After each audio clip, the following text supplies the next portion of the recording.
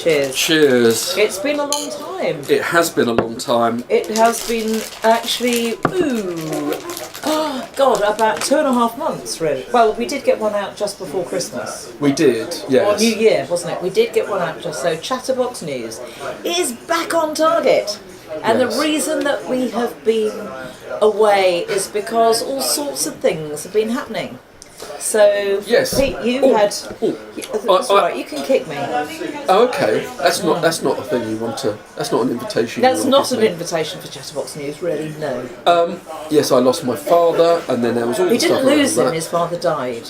Yes. Actually, he didn't take him out and lose him and come back without him. No. He died. It's a good thing to make jokes about, though, eh? And then, of course, Thanet was hit by the plague, Which I flu. got.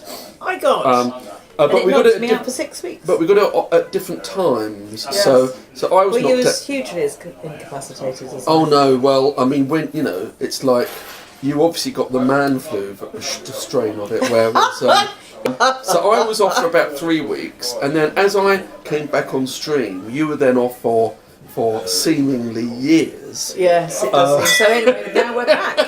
And then Now we're back. And then at the beginning of last week, when it looked like finally everything was coming back together again, we then had the Arctic apocalypse. Oh yes, indeed, we The did. beast from the east Yes. met up with Storm Emma. Oh yes, indeed. And my poor dog actually injured his ligament as well. So Which is the headline. That's the headline from, news. from all of that. So anyway, that explains why. I used to know an Emma.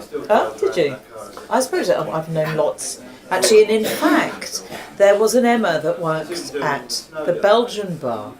And so the next bit that you are going to be seeing is about Pleasurama and Andy Barrett. So that is just genius, I have to say. Property deals can be Byzantine affairs. Few can be quite as Byzantine though, as that involving a prominent piece of land on the seafront at Ramsgate in Kent. Ramsgate's historic harbour and miles of sandy beaches became a major holiday destination during the 19th century. But, like many English seaside towns, its fortunes declined as the package holiday industry took off in the late 60s and 70s. Since then, controversy has centred around this parcel of land between the retreating cliff and the beach, locally known as Pleasurama, just north of the harbour, and which many see as crucial to the town's regeneration. The story begins when the Kent Coast Railway Company closed Ramsgate Sands station in 1926. It sold the station building, which dated back to 1863, and associated land to the borough of Ramsgate, which in turn leased the site out to Ramsgate Olympia. It opened the Merry England amusement park there 7 years later.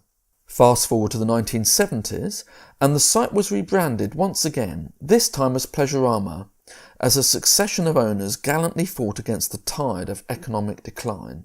That was until 1996, when amusement arcade tycoon Jimmy Godden acquired Pleasurama. Soon, rumours abounded that he wanted to redevelop it for flats. Thanet District Council was having none of it. A couple of years ago, Private Eye magazine dubbed Godden Unlucky Jim because his seaside amusement park empire was plagued by a series of unfortunate fires. And one of the most unfortunate was at Pleasurama, now a Grade 2 listed building. 2 years after Godden took over Pleasurama, it mysteriously went up in flames. No one has ever been prosecuted for the blaze. Damaged beyond repair, Pleasurama and the old station building were demolished.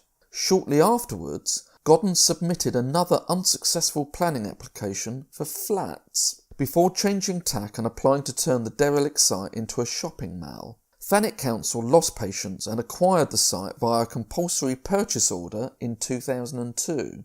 But don't worry about Unlucky Jim, he walked away with the insurance money.